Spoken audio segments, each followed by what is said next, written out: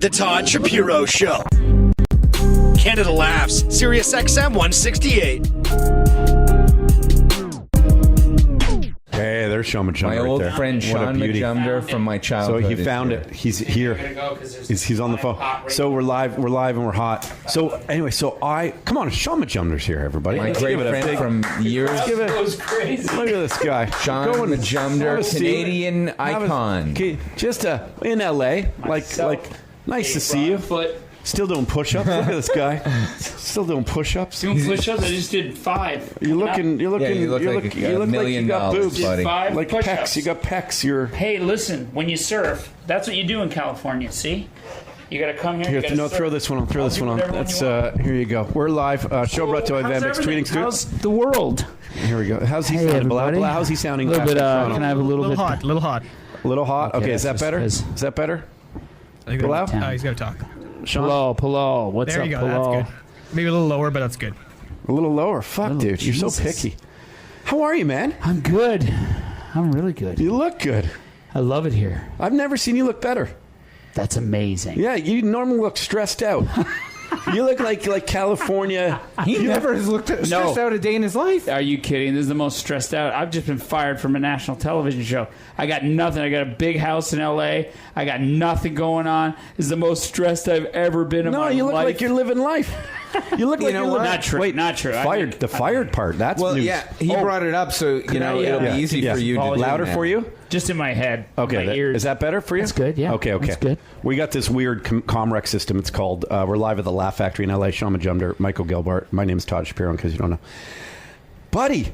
Yeah, we'll get right in. We were just talking about the party I'm going to, but let's get into what you're doing. I'm going to Dan Bilzerian's Halloween party tonight. Oh, wow. That's why I'm in town. Who's Dan Bilzerian? Bilzerian? Yeah, but you don't know Dan Bilzerian? He's Bilzerian. got like 6 million followers No, on Instagram. 27 million. Oh, no is he wonder an why you got influencer? fired. He's like an the richest guy in influencer. town. Yeah. No Is wonder. he an influencer? Yeah. Is he one of those kids? He's 8 years old. He No. lip syncs on YouTube, and he makes $15 million per click. He's something like... What the fuck has the world come We have one to? of those guys coming in here, Matthew Santoro. Oh, Jesus. We have one. You can bust his I will balls on it. fist fight him. No, I'm kidding. No, I'm not. I don't care. I just don't know what kind of world we're living in. A shit world. I'm not saying it's a bad Sounds thing. envious. No. It sounds like envy, fellas. How do No, you- I'm good with it. But guys, You how sound do resentful. But how do you pitch that in a room? How do you pitch? Like, Michael, you're old. I wouldn't say it. No, you're old. If you're 'Cause you're old, my age. I'm old. I'm old. Are we all We're- 45? I guess we're- I'm 45. How old are you, Sean? 46. Oh, you're old. Old. I'm older than you. Dude, I'm getting a bald spot right here. Yeah, I'm too. Oh, shit. Okay, so get what you were saying. No, what I was going to say is, as a creative person, Yeah. when you're a creative person and you're working hard in the comedy industry, Yeah. how does this whole world change everything when you're like, how do you pitch the idea of lip syncing on YouTube? And it's a great business model. Mm-hmm. It makes financial sense. Yes. But how do you what's the new pitch? Do people It's still easy to pitch pitch television now. shows? It's easy to pitch when you go, here's how many people watch me do the lip syncing on YouTube. That's if you've done it a ton. Yeah. Oh, no, if you've What I'm never saying, done if it... you're old, I'm old, you're old, Yeah. we're all old. I- So in the new world, I still have a VHS machine. Oh, no, in the you new don't. world, Yes, go on. What is the like everybody? All people care about now are clicks. Yes. Do you think, let me ask you a question. Do you think in the day, though, okay, and we brought this name up earlier in the show, Charlie Chaplin. Do you think he sat around with his buddies and be like, why do people watch people talk now on screen? That's hilarious. Yeah, I'm sure they thought... Right. Yeah. Right. I What is this have- new talky stuff now? Yeah, and they didn't have the balls to keep their mouth shut. They probably said, why would anyone pay to go see something that we can have coffee and do? And do, Like, yeah. Yeah, right. Yeah. Where's the Theater. talent? Where's the theater? Where's the body action? Yeah, right. where- Right. Show us your Resent- facial. resent- Give me some face. You don't have to use your face anymore. You just use your lips, and that's it. They're and just your vocal talking like the cords. rest of us. How dare? Now they Yeah. get, and now they're taking, they're disrupting our industry. Did they even use words Yeah, like this? disrupting. Yeah, but The that's, Trump effect. If those who didn't adapt to the change, Yeah. were obsolete, right? And we Yeah. don't. We have a decision to make whether or not we want to be obsolete, Yeah. because the change has come, and it came in our mid-30s. We still could have Sure. adapted, Yeah. and some of us did, and some don't, and those will get left behind. Yeah. Unless they already got ridiculously famous, so they can still pitch things and be respected for it. Yeah, yeah. But if you're new and you're unwilling to adapt, it's going to be impossible. I'll tell you something else, though, and I know this because I represent YouTube stars. Like, I help sell them sponsorships and stuff. Okay. Dude, every single one. Everything. I know. He's got his finger in a lot Jewish. of pies. I love I'm Jewish, this. too, but you're better. Okay, so you can be insightful to me. I can be insightful. Yeah. So, one thing, I'll tell you, the stress these motherfuckers get, these guys all have nervous breakdown. From what? Two things. So, one is they've never really had a boss. So as much as we have all hate bosses, the structure is sort of important. You don't want them to like abuse that power or just get rid of you one day. Yeah. But which I think has happened to all of us in this industry. Sure, yeah. But the structure is sort of important because it keeps you in check. And when you become your own boss and just turn the camera in front of yourself and you make that happen by your own, and then all of a sudden you grow from 1,000 followers to 100,000 to 1 million to 10 million. Yep. And then half of those followers are like calling you the worst things in the world. You don't have structure now to help you with that. To help you with that. You don't have a team. You don't have a team. Yeah. You know, people saying it's okay, don't worry about these people. Like, when I'd get, say bad comments to me, I'd always have people around me saying, sure. fuck him, and we're here, we got a good thing going and stuff. These guys don't. And there's a lot of stress that comes with that. I mean, I'm talking in the tens of thousands of people saying you're fucking garbage. Like the war, Of course. So there's that. And then I think there's also the stress of working so hard and not knowing then how to relinquish it to other people within a team. Because it's all been them who built it up. Oh, I see. And then they don't want to ever share anything. And they're not good team players, these guys. They're all This is what I mean, because they're in their room. They're in their fucking room. And that's all they need to do. They don't have to answer to anybody.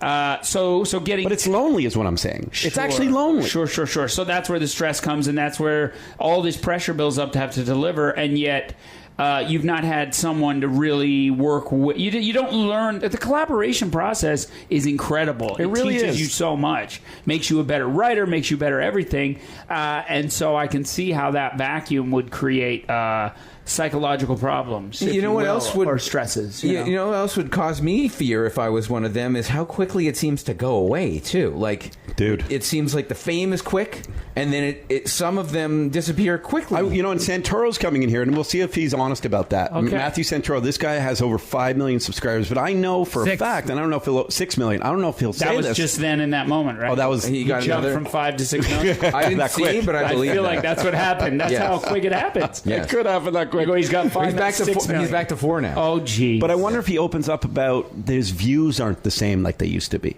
So there was that like you get millions on every video, and then it only became 100,000. Well, I think most of us would love 100,000 on one video. Sure. It's still not like it's like saying you had the Ferrari one day and now you only got the Corvette. But then how much, and I'd be curious to hear what he says, but in the clients that you have, how much of their self-worth and value now it just is all about clicks and all about views? Yeah, does it define them like as people? As an individual ego, is it all about now if I lose those clicks or if I lose those followers, who am I? I'm not as great of a person as I once thought I was. Well, and take that on a deeper level, I think it's like that for high school students, even on their Facebook page or their Instagram page. Right. Like the same, like, oh my God, I got 300 likes for one picture. Now I got only 180. Yeah. That's why I think there's so much fucking depression for these young people. Sure. They have no perspective for what life's meant to be. And I'm very serious about that. I believe it too. And I don't think this is going to be a controversial statement, but I think they're a bit weak-minded in terms of how life has always been for people. I think the tools that they don't realize, it's not, they are not equipped with the tools of the social tools that we grew up with, which are you talk to people. Yeah, like there's a bit dialogue. more, again, the collaboration thing. It's like you go to school. It's not all about what's on your phone or what's on your computer screen. It really is about just hanging out in the caf and having to deal with the shit you had to deal with amongst your buds.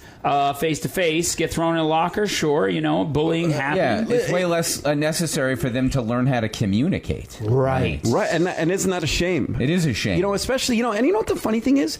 You don't even need to do it with a lot of people. What's that stupid statistic that's gone around since we were a kid? Like, you only need 8 friends to live a successful, happy life or something. Like 8 real friends or whatever the stupid stats are. That's all it takes, too. Like, I don't even know if a younger generation has, like, real friendships anymore where they could say, I have 8 good buddies. Everyone's got their boys, their group of boys. My girl told me about this documentary she was watching about spring break, and she said she couldn't believe, like, the culture now of hookups where it's just literally, it's like, and these are females who are like, I'm just going to go get fucked. I'm going to have a bunch of sex, and it doesn't matter. It's completely disconnected, and it's just about bang, bang, bang, and there is a thing there. Yeah, that is a new culture. And part of it is because they had access to porn on their phone, any kind of porn, their entire lives too. You know, a young person from, let's say the girl was 10, now she's 20, has seen more porn. We used to have to find a magazine somewhere. Sure. But they get to watch anything, any fetish, anything, so they're so comfortable with the idea. And there's two statistics I've read on this, two theories on this with the amount of pornography available. One, there's definitely like a disconnect that you'll have because you're now desensitized to what things are. So they're saying that like college kids now will be impotent way more than college kids ever. Like, college kids, those were your best boner years ever. Those the boner century right there. Like that was fucking. Because they use themselves up before they even started having sex. Or they're desensitized to shit. So stuff in real life. Do I need my teeth, by the way, from what I was eating? I keep thinking about that. Human connection doesn't matter as much anymore. And then the other thing, though, and I read this one, and this is more of a controversial one, but where they're talking about where there's nature versus nurture in terms of like are you born gay or can you become gay or whatever whatever people think. I'm just happy for people who choose to live their life the way they're most comfortable in living. That's all. Or they're born with it. Or they're born and please live it that way too. Right. But some say that they're now getting seeing so much that it's actually changing. It can change sexuality too, which is an interesting way to think because you've seen everything already that maybe you wouldn't have seen for a decade, or decades even. Yeah. So I often wonder, like, the digital world we live in is amazing. It's incredible, and how much of it affects like what we do. We're here as comedians, we're here as artists, we're here as whatever. But it's incredible to see how that does affect the approach to the business side of the art and also what we talk about on stage. I think what's great about being human, though, is the story will never die. Like the fact that human beings have to get up in front of people and share their story, whether it's through film, through TV, through plays, through stand-up, through clicks, through YouTube. That thing is I can't see that going away anytime soon. No, that's a permanent. Connection is nice, to feel connected to people. And emotionally, we want some kind of rouse in our brain. For sure. And to be honest, it's why I've always had massive envy but extreme respect for comedians. Because I could never get up on stage and be funny. Yes, it's just not. It's could. just no. I honestly, dude, it's just not my art form. I've tried. I bomb. You've done it. I've done it. I've done it. Have you seen them? 4. No one's seen me. I was carried off. You can do it in your room by yourself. I can't do it. I won't. I'm not good. Like something consumes me. I build a wall. The audience sees it, and I freeze, and I start. How many times have you done it? 4 times. Okay, 4 or 5 times. You'll lose that after the first 3 years. At the end of the 3rd year, you may start to shed that a little, and then feel a little more comfortable. But then eventually, you get. Well, let me continue to kiss your guys' ass because what's so great about it, the live aspect, is that true connection in a room. I don't even think Netflix specials can emulate that. Even your people are distracted while watching Netflix specials. Yeah. There is nothing like stand-up comedy for that reason. There's really nothing like it. Like in terms of being compelled and laughing and then feeling connected and talking about it after and getting ideas from it. It's like absolutely, and that's the advantage of I believe. One day when this unplugged thing happens and we're not as connected or something goes awry, which it will. I mean, YouTube went down 2 weeks ago for about an hour. Did you see the freak out on Twitter? People went back to Twitter finally. and you guys are peeking a little bit. Sorry, I peeked. And Pornhub numbers went up actually during this disconnect. That. Wow. I saw something today on Twitter about that. It said when YouTube went down, Pornhub just exploded. Isn't that crazy? That's amazing. But no, I think you're right. I think the live stand-up, the live human connection is so immediate, right? It'll never go away. Like, I don't think Jesus would have been as effective online. Like, he needed to connect to people to tell them his beliefs. But he would have found a way. He would have found. Yeah, there'd be a lot of hashtags in his. Yeah. He knew some people. What would some of those hashtags be? Oh my God. Hashtag cross. Hashtag. Hashtag cross. I don't know what else. What's he known for? Sinner. Yeah. But it's a hashtag it's kind ouch of these ironic. nails hurt. Is that too far? No, how would he possibly have tweeted that? Oh, right. He couldn't have wrote that. He was all nailed up. Unless he had the diction. He would have to. He would have to tell someone to tweet it for him. Yeah, it's on Instagram stories. Okay, let me do this. Let me thank a couple sponsors. Shaun Majumder's here. Michael Gelbart. We got to ask about what happened to you. Because he came in here and said he got fired. Can I bring it up in a sec? Give me 1 sec. I'm not even going to take a break, Bilal. We're just going to do this live at the Laugh Factory. Show brought to you by Vanbex Tweeting Studios. We got amazing sponsors. Lake Wilcox Beer. We got a big announcement to make next week with them. LakeWilcoxBrewing.com. Thanks Where are they from? They're out of Vaughan. Vaughan, Ontario. Yeah, Vaughan, Ontario. Love it. Really great beer. We've collaborated on a beer that has our show logo and name on it and stuff. So it's cool. It actually is really, really cool. As I drink, what's this you're drinking? I was going to say, what are you drinking? They don't have it in LA. I'm trying to relax. I got Dan Bilzerian's Halloween party, so I'm anxious for it. So I'm I figure I'll have a beer. I can't wait to go check out Dan Bilzerian. Dan Bilzerian. Bilzerian. And then we got VeritasSpirits.com. It's 100% gluten-free vodka. Thanks to Fielding Estate Winery. We got ContainerBuilt.ca, live in a modern, eco-friendly shipping container. Super cool stuff. VonChrysler.com. Go get a Jeep. Go get a Dodge Ram. They have amazing deals. Fiat, too. They got very affordable cars that are a lot smaller if you're a city driver, and they'll ship you a car anywhere in Canada. Thank you as well to, what else we got, Bilal? We got Monet 24 karat gold jewelry. You keep saying Permescent. Do you need it? Permescent.com. No, I will take some freebies. Last longer in the bedroom. And I think we nailed most of them. Did we get them all? MyCustomSportsChair.com. Don't forget about MyCustomSportsChair.com. You can get a team logo on a Muskoka type of chair and then delivered. It's a great gift too. You can put a corporate logo on it. Really amazing stuff. Yeah, thanks to, we have the cryptocurrency crew, of course. Coinberry.com is where you can get Bitcoin or Ethereum. And then from there, you can take that Bitcoin or Ethereum and transfer it into the Einstein.exchange. And that's where you can play with the altcoins. So if you want to go crazy with the altcoins, do your due diligence, learn about this stuff. The technology is not going anywhere. I know people fear it, but it is fun to check out. I just created my own coin. What's your coin? Shit coin. Wow. That's such a negative name, don't you? Why is shit negative? Well, physically, if you do the feces is not negative; it's necessary. But shit in our culture, shit also implies no. Well, now you're analyzing the word. You're going past what the literal. It's just shit coin. No, but my fine friend, when someone says that thing is shit. No, people say you to shit though. Oh yeah, that's true. Is it? It's confusing. Is it as in you to shit? Like I'll this let coin you is keep figuring it out. All right. No, what was Buddy's name? Brian Bilzerian? Dan Bilzerian. Wow, you're not in touch with this guy. Am I getting an invite? Too. Dan Bilzerian. Got it. He's got devil horns. Yes. That's his cannabis company. Ignite. He's got a cannabis company. I like that. This is going to be an awesome party. I can tell already. Yeah, this guy's gonna. Yeah, it's going to be off the hook or. Do you chain. see the pictures of this guy that he posts? No, I just see. Insane. I see whatever's here now. It's pretty sweet. He's like the new Hugh Hefner. My wife's filing for divorce as we speak. Actually. Okay. So Shaun. Yo. You're a legendary guy. Had massive success in Canada and abroad, and obviously a big many part of your life. You've been with the CBC. Yeah. Playing amazing different people love you, dude. You're amazing. You're a great talent. Oh, you're too kind. No, you are. You're great. You're a great fucking talent. Thank you.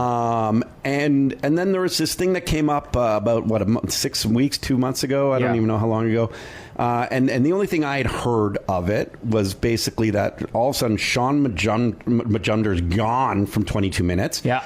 And what I sort of was trying to figure out through it all was it seemed like you had maybe questioned sort of some of the direction of the show and offered up some Shaun Majumder's advice saying, hey, I think maybe this might work. And then all of a sudden, you just speaking up, from what I got out of it was like, no, we can't work with you anymore. That's all I know. And is that accurate? That's very accurate. That's pretty accurate. The way it worked was, I felt like, first of all, I have no ill will towards the show. I think the show is amazing. The show has potential to be the thing that it's meant to be, but it's currently not what it should be, in my opinion, right? So I've been on the show now for over, 15, 16 years, something like that, on and off. And over the last few years, I've just felt like the show was leaving a lot of funny on the table. I felt like, with everybody around North America, the political satire that was being done, we were, a little bit safe. We started getting a little bit cautious, and I felt like we needed to push harder and we needed to do more, and there was partially that, and were we as funny as we could be? I didn't think we were, and basically for me being on the show, I care about the show, and whether it's myself or Kathy Jones or Mark Critch, we basically have a team that's on that show from a talent perspective. That's like the 2010 ice, the 2010 hockey team in Vancouver that won the gold medal. The problem was I felt like here we have this amazing hockey team, but the coach was only letting us play with one skate on. You know what I mean? It's kind of like that. So the guy, you're being handcuffed. The producers who are running the show don't have they're not the funniest people in the room, unfortunately, and they were kind of taking on this air that they were the funniest people, and they, yes, they need to be, as an executive producer, you do need to be the one to make final decisions, and I have no problem with that. But when it comes to understanding what works from a funny perspective, you should embrace your team. You should take everybody that you have in that show in terms of the cast, the writers, and be open to hearing what they have to say. And the way the show was being run was it got to a point where the funniest people in the room were only going 60% of the way, and then the rest was being done by somebody who I believe was not that funny. And it was unfortunate, and I see it in the show. I turn it on this year, and I just think that with the cast, it's like, holy shit, man, it could be such a great edgy, people talking about it, around water coolers every week. It used to be that. When you expressed your concerns, were you attempting to open a dialogue, or on some level were you hoping it would be the end for you? Yeah, absolutely not. It came out of nowhere. My goal was to, I wrote a letter. Yeah. And the letter, I'd gone through 3 or 4 versions of the letter before I even sent it. Because what happened was at the end of last season, I had a conversation with the producer. I said, guys, I want to bring to the table some suggestions for the show that, yes, we've been stuck in a certain way of doing things for 26 years the show's been on the air, right? And so I thought maybe it's time to change the system of how we make the show. And all that change was being more inclusive of cast, more inclusive of writers, in the process of putting together the show so that in the end, you've got all these great people that have had lots of great things to say on how to make the show even better, with the executive producer having the final say in the end. But right now what was happening was none of that was happening. It was basically we write the thing, we shoot it, it's in the hands over there, it gets done without, and it's actually, there are rules, like for example, some of the casts are not allowed in the edit suite. So if you write a sketch and you have an idea, some concept of how to make this sketch, because you wrote it, writers, whatever. Yeah, so you have a vision of it in your head. You have a vision, before, yeah. You know what the beats are, you know how it should end up. Yes. Basically, you should be allowed to be in the edit suite with the people who are cutting the show, cutting it in the end, and just say, look, can you maybe take that, why'd you leave that joke last so long? Sounds like a YouTube star, this guy. No. But, It sounds like someone who wants to collaborate. Oh, that's all it is. Yeah. And without knowing much of the process, but probably understanding it pretty easily now. Absolutely. I really believe that CBC is very good to the program. Our program, they share a lot of their talent. So I don't want to. I love CBC. Yeah, I don't want to piss anyone off there. This is not a CBC thing. Okay. This is an individual production. Yeah, that's exactly right. Okay, it's the Halifax production company. Oh, that's interesting. It's those producers that I had the problem with, not the CBC. CBC's been great, and they've. So can the production company fire you then? Well, the production company fired me, and CBC supported it. Oh, well, that would be tough. But they were cool. I have a great relationship. But you weren't asking for the showrunner to be fired, right? No, all I was asking he shouldn't have signed the letter "fuck off, Sean." But no, fuck off, Sean.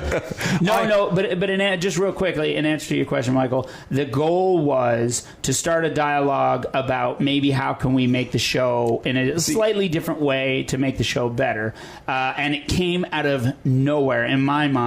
The idea of saying, Like, I was expecting maybe them to say, hey, Sean, we can't do this, we can't do that. Maybe we can talk about this, but if you're cool with that, then let's keep going. But we have our limits of what we can do. Yeah, some kind of compromise. Yeah, I super respect that process. I really do, and not only that, and I'll just come right out and say it. You are right. Like, you are right where talent is by far funnier and knows more than producers. And don't get me wrong, producers have their talents too. They have a role too. Yeah. And they're great at getting the shit out there. And they're great at putting a show and finalizing and getting schedules done and getting sets organized and all this kind of shit.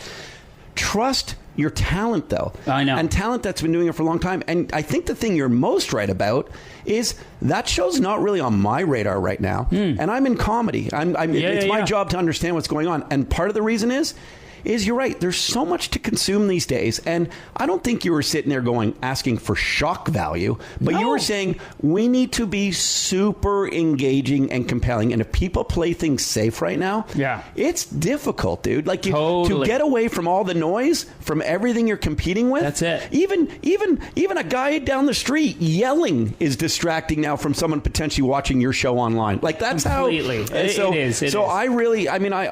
I think that was super brave of you to do. I think in the way you did it, man, hearing it from you in a letter form is cordial. It's like it's not trying to be demonstrative or trying. And I don't know, unless you were more prima donna-ish, I don't think you're that guy. No, it wasn't prima donna. I care so much about the show, being on the show, and I could have gone to one of two ways. I could have been like, you know what, I don't like this show anymore, I'm out.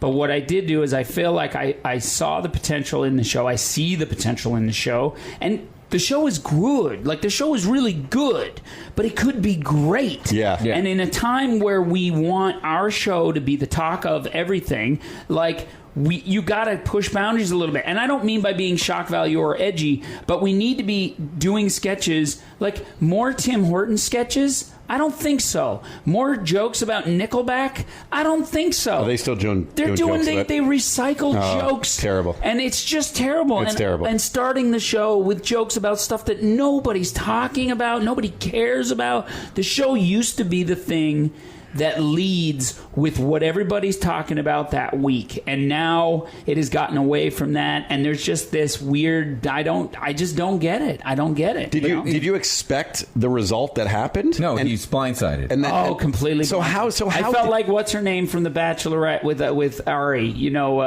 what was her name? I don't Anyway, she thought everything was going great, and then Ari comes in and says, we're going to end this. And I'm like, wait, you're breaking up with me? Whoa. You thought you were starting a conversation. They viewed it as a line in the sand. They felt like I was undermining the showrunner. You're trying to do a power move. Nobody else feels this way, when in fact, if they just weren't saying anything. Yeah. There were lots of people on the show, including, people in the office, or people who have nobody wants to speak up and say anything because they don't want to get fired.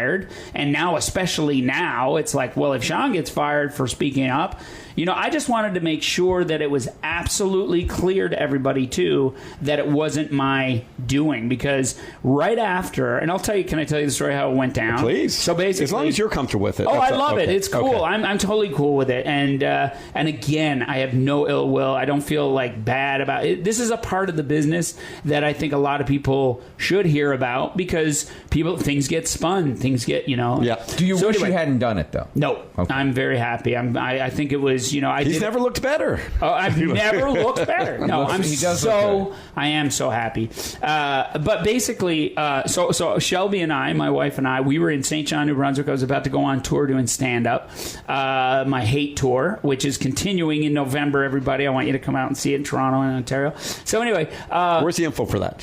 It's on SeanMajumder.com. Okay. But so Shelby and I are about to start the hate tour in St. John, New Brunswick. I'm with Acre Architects out of St. John, New Brunswick. We're talking about our dream house, and we're going to meet these architects. We're going to look at houses that they built. We're talking about this great life. Summer's good. And then I was expecting a call from the producers at 22 to go over the letter and to have a discussion about, this is going to be great. We're going to talk about things. I felt really good that we were now engaged. So finally get on the call. We're in the car. We're going for lunch, but I was on the call. I was like, hey, what's going on? I'm really excited to talk about this thing.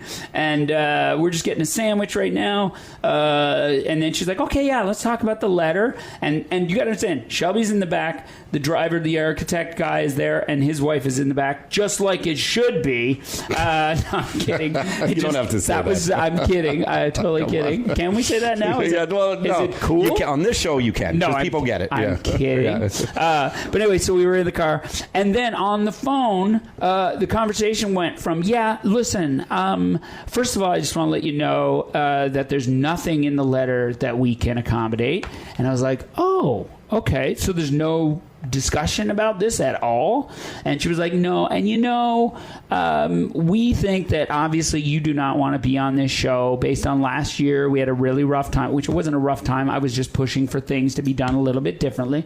And I was like, there, and obviously Shelby could feel me closing down a little bit, like my shoulders hunched over and my phone got closer to my face. And then she was like, yeah, and so we think it's better that you don't come back to the show. This is like 5 minutes into the conversation where I thought we were going to go over the points of the letter. And so there I was sitting in the car, and now I'm like, I know where I'm at. I'm about to do stand-up in St. John that night, plus Shelby's in the back. We're talking about our dream house. I'm not going to ruin this day, so I kept my mouth shut. And but Shelby knew immediately. And then so after we got off the phone, I text Mark Critch. I was like, hey, Mark, just to let you know, this is what's going on. And apparently... Wait. How did you reply to that, though? What did you say? Well, no, I pushed slightly. I was like... the thing was, I'm like, so wait, so there's no discussion here? Like, you're not... Is there what tell me exactly. So I asked them quite. I'm like, what exactly are you? Because this. Did you ever actually ask them? Am I being fired? I said, wait. So I said, so you're basically letting me go? Well, yeah, we're not renewing your contract. We're not going to do this. Of course, you can say it's not fired. It's being, we're just not renewing your contract, whatever. So I ended up basically, we had a quick discussion. But when I realized there's not going to be any back and forth here, I just hung up. And then I text Mark Critch, and I was like, hey, Mark, just to let you know. And he couldn't believe it. He thought it was a joke. But what I started hearing, and I text all the cast, and what I started hearing was they were being let know, like the text that they were getting from proactive. Producers, they were like trying to get ahead of it, and they were telling them that just so you know, Shaun couldn't come to terms with his contract. That's terrible. So they're lying to the cast about what's going on. It's terrible. It's like... Did you not take legal action, though? No. I got no time for that. I'm surprised you didn't take legal action. Well, because what's it going to do? I mean, get a settlement? You're Jewish. This is good. I need you as my lawyer.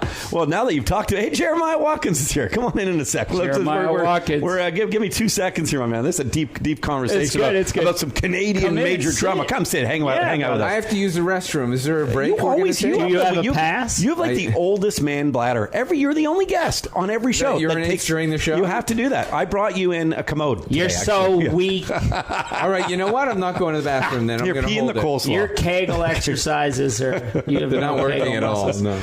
Okay, so anyway, you never consider a lawsuit. You wouldn't be talking about it if you did. No, and I don't care. You don't care. I don't care. It was all good. It was all good. Yeah. It was meant to be, and I'm thankful for that experience. And I wasn't upset. I was more shocked. I really was shocked. Yeah, it is shocking. It came out of nowhere. The way they did it, and they fired other people like poorly. Like Greg Toomey got let go this year. He's one of the funniest people in Canada. He was a writer on the show. And I think this is corporations in general, though, right? And I know so many people who it's happened to. And I'll give you a little sort of tidbit. There's a thing right now that is going on Facebook for a lot of radio people.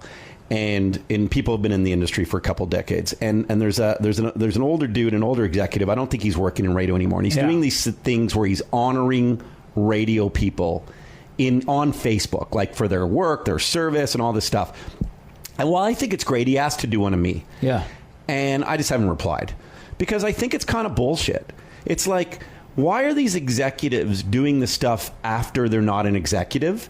as opposed to when they're executives. So and you're when, saying that I don't need to be honored in what I've done in radio with zero help, essentially, because I made it. Don't get me wrong, I'm very grateful for SiriusXM, my boss Joe Thistle and stuff, but I have a job now. Like, that's why I'm, they're amazed. They were very good to me. It could end. It's a fickle industry. I get that. I'm a mature dude. Sure, yeah. And I chose this path. So that's all on me. I'm accountable for it. But don't now, when you're sort of in your retiree years, start honoring everybody because, and I compare it to sports, man. I love sports, and I love the way the sports system's set up, which is also a pretty ruthless business, but they get paid pretty well for it. But at least what they don't do, which they do in media, Shaun Majumder's hanging out with us, and drives me fucking nuts that they do this, is they don't honor the people who build up their stations, their networks after they're gone. Like, you're removed from websites, you're removed from pictures. Like, they don't remove Doug Gilmour when he's traded from the 93 Stanley Cup winning team. He's always a Maple Leaf. Sure. He always has an alum jacket when he wants to come back. Oh, no, and you're scrubbed. You're scrubbed. And to me, that is fucking such bullshit. We put in our sweat, we put in our tears, and we make them tons of fucking money by being talented. Exactly. They are ad dollars because we give them ratings. Totally. Make them an opportunity to make and roll in and make it fucking rain. So anyway, I want to answer that fucking Facebook. I don't want to be honored on fucking Facebook. But is he trying to honor you on Facebook? Did you work with him in the past? Yeah, he's honoring everyone he worked with. Like, it means nothing. Like, and one day I'll tell him this to his face why I didn't answer back. Like, I see. Why didn't you do that when I right now? Probably so not. So you used to work with him. So let me be clear. Yeah. You used to work with him. He didn't honor you at the time. Yeah. Or, I mean, was he a good nice guy, nice enough guy? But listen, his intention my thing ended suddenly and unexpectedly is how I describe it. Way in the day, and it's like no one was really there for me then. You know, like and I'm like, I got it. Why not? Like, now you're there for me, like because I've managed to continue. No, fuck, that's bullshit. I know. And the way you're being dealt with here is bullshit. Like, give the people who've helped build you at least an opportunity to have their say. And I don't care anymore. And you talk about like you talk about what about pushing the envelope a little bit. Yeah. 2 years ago, I probably wouldn't even be scared to have this honest of a conversation. Oh, I see. I don't care anymore. Truth matters, because I'm not shitting on anyone I currently work with too, so I'm kissing that still to them. Well, I will say this before we move on. I first of all, I want listeners to know I really have loved working on that show. Yeah. It truly is a unique piece of culture in Canada that's so important. It was around well before any of the daily shows. It is truly a legacy show, and I'm sorry worked on it. The way I would have done things differently in this case, if I were the producers, I would have just simply have said, you know what, Shaun, we are so thankful for the work you've done here. I think we're going to go in a different direction. We've heard what you've had to say. We really appreciate it. You know what I mean? Like, there would have been a different way to roll that out. Instead, there was no discussion. There was no dialogue. It was just like, thank you. No, you got ghosted, bro. Bye-bye. And that's what I mean. Everyone in this industry, it ends like that. Yeah. And I find it so terribly wrong. And I've been fired from other shows. And it's totally a part of what we do. And you got to have thick skin. You just got to move on, which I've done. And then one door closes, one door opens. And so, yeah, man, I think it's great. And the cast on that show is insanely talented. The writers are so good. It's not just the writers. It's the fucking hair, the makeup. Like, people go on about crew. That family is one of the greatest, tightest families in Canadian television history. And, I mean, people have been there from the beginning, too, that are still there slogging. So, I think there's more celebration than there is disdain. It's a very mature way of you looking at it. I love it. And CBC, kudos to CBC. I have nothing bad to say about that. Well, it sounds like something might be in the works for more Shaun Majumder. Yeah, I hope so. I do have one thought about it, though. It's the email itself. Do you think that somehow, like, a lot of the times if you say something to someone verbally, they hear your tone. But do you think they misinterpreted your tone and they decided to project whatever tone they thought they were hearing while reading it? Yeah. Like, sometimes if you're fighting with someone and you're texting them... Does this have something to do with an ex-girlfriend? It usually does. It usually a misinterpreting tone in a text message. Absolutely. Because the person didn't... He wrote it all in cap locks. Because if you put a happy face after every sentence, they'll still know. Sarcastic, too. Oh, yeah. But it's sarcastic. Yeah, but you're trying to make sure that they understand that your tone isn't what they Sure. But do you think... if you had said it verbally, they would have heard that this is Shaun who... No. No, they still I think so because I worked on the tone. Like I said, I wrote 3 or 4 different versions of it. Had other people read it, make sure the tone was right, make sure it was going to, it wasn't about coming at them. It was about being. So it was impossible for them to misinterpret tone. Absolutely. Okay. I'll share with you the letter. I'd love to read it. With Christmas music in the background. That's right. that was the plan the whole time. Fiddle, Christmas music. Fiddle. Yes. So I can't read it during Halloween. I have to wait. You have to wait after until the first. It's way more effective. Michael Gelbart, Shaun Majumder. I appreciate you being real candid about that. I love it. That's what I love about coming on your show, though. Is it feels awesome to be able to just speak about anything. I'm on open book, anyways. You've always been that way. But there's not a lot of sort of media platforms that allow for that, unless you jump on someone's podcast or whatever, right? So, dude, I mean, I think it's awesome, and obviously you're going to bounce back. Little peek behind the curtain of what goes on in the industry, and it's all good, all a part of it. It's harsh, man. It's a harsh, but you know what? We're you saving some of your money. Yeah. No, we're good. This guy's the king of money. I'm very, very. I don't have a lot of clicks. But I definitely have, a lot of ideas, and I can't wait to keep writing and keep producing and making stuff. And you're surfing in L.A. right now. Surfing in L.A. Buddy, that's awesome. Yeah. The Todd Shapiro Show. You are the greatest hero in American history. SiriusXM Canada Laughs Channel 168.